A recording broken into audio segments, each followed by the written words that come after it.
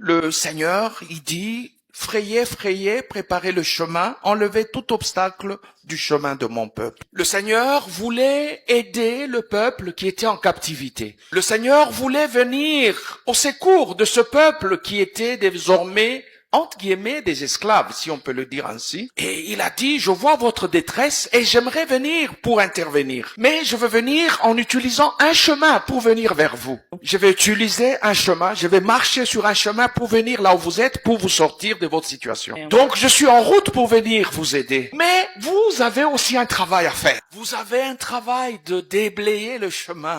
Vous avez le travail d'enlever les obstacles. Là, c'est votre travail. Moi, je fais ma part, je viens vers vous. Mais pour que cela se réalise, vous avez aussi un travail de frayer le chemin et d'enlever les obstacles. Alors, en ce moment-là, nous pouvons maintenant nous rencontrer et je peux vous venir en aide. Mais il vous appartient aussi à vous de faire quelque chose. Et qu'est-ce que vous devez faire? Il faudrait frayer le chemin. Il faudrait enlever les pierres. Alors, là, le Seigneur peut aussi intervenir. Quelles sont les pierres qu'il faut enlever de manière naturelle? Je vais citer la première pierre. C'est l'inculture, le manque d'instruction. Alors, si on n'est pas instruite, ça devient difficile que Dieu nous aide. Il y en a qui vont dire, ah, makambaba français, bele wananga na linga kangote. Alors, d'accord, mais c'est une pierre qui reste sur ton chemin et n'attend pas que Dieu vienne t'aider. Notre appel à la jeunesse féminine, nous vous supplions, étudiez, apprenez un métier, devenez utile à la société. On va pas dire juste, oh, nous sommes des femmes et pitié de nous, donnez-nous le travail. Mais qu'est-ce que tu connais? Qu'est-ce que tu as appris? Étudions, instruisons-nous. Autrement, c'est une pierre et le Seigneur ne viendra pas enlever cette pierre. C'est à toi, c'est à nous d'enlever cette pierre. Deuxième pierre. Le manque de l'appréciation du travail ou le manque de l'amour du travail. Ah, ça c'est le premier commandement que Dieu donne aux hommes en Éden. Il leur a donné la terre, il leur a donné le paradis, mais il leur donne un commandement. Travailler la terre pour qu'elle produise.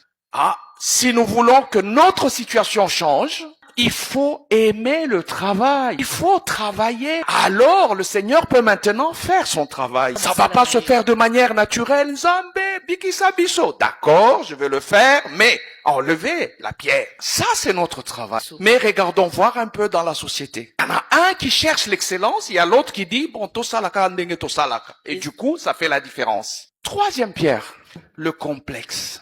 Et le manque de contentement. Donc, on n'est jamais content de ce qu'on est. Nous voulons être comme tel. Et nous ne nous contentons pas de ce que Dieu nous donne. Nous voulons avoir ce que les autres ont. Et ça, c'est une grande pierre. Il faut être d'abord heureuse de ce qu'on est. Et il faut être content de ce que Dieu nous donne. Mais si nous vivons dans le complexe, nous sommes prêts à tous les sacrifices pour que nous soyons semblables à X, Y, Z. Alors tout le temps, on est sur Facebook. Ah, qu'est-ce qu'on dit de moi? 1500 selfies. Ah, il faut qu'ils voient que moi aussi, je sais m'habiller. Moi, j'ai un téléphone iPhone. Alors, du coup, nous vivons pour les autres. Et nous pensons que notre valeur est définie par les autres. Et ça, c'est un obstacle. Quatrième obstacle, la légèreté. Ah, parce que tu dois trouver justement ce téléphone-là. Parce que tu dois paraître devant les hommes. Parce que toi, tu dois être comme tout le monde.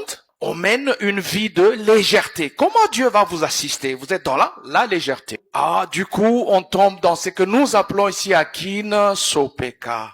Sombelanga, Sanga, Kabelanga. Et dans la communauté, les frères savent. Ah, la sœur là, elle est en train de venir, il faut fuir. Parce qu'elle vient pour demander. Ah. Et ceux qui veulent abuser, ils en profitent parce que tu es tellement légère. Ah, du coup, ah, mais Dieu, aide-nous. Enlève cette pierre. Quand tu es dans la légèreté, tout le monde peut te toucher, tout le monde peut jouer avec toi. Mais Dieu va venir faire quoi? Enlève la pierre. Mes bien-aimés, chères sœurs, ça c'est quand j'ai pris l'angle naturel. Dieu veut nous aider, mais nous avons notre travail, déblayer le chemin et enlever les pierres. Mais Dieu, il veut plus que ça. C'est pour ça que il veut que nous ayons plus que la vie terrestre. C'est pour ça que Jésus a dit, à quoi sert-il à un homme de gagner le monde entier s'il perd son âme? Dieu veut sauver ton âme. Dieu veut sauver mon âme. Dieu veut te donner la vie éternelle. Dieu veut me donner la vie éternelle. La vie qui va au-delà de cette vie naturelle. C'est parce qu'il veut ça qu'il a donné son Fils, afin que ceux qui croient en lui, qu'ils aient cette vie qui n'a pas de fin, qu'ils aient cette vie abondante, la vie qui ne s'arrête pas. Le Seigneur veut nous la donner. Le Seigneur veut nous sauver. Le Seigneur, il veut sauver nos âmes. Mais là aussi, il dit, je viens sur le chemin, mais vous avez un travail à faire. Frayez le chemin. Et quel est le travail? Enlevez les pierres. J'aimerais vous rencontrer. Je veux venir vers vous pour vous délivrer. Je suis déjà en route pour vous sauver. Mais vous avez un travail. Frayez le chemin, enlevez les obstacles, enlevez les pierres, afin que je vienne vers vous.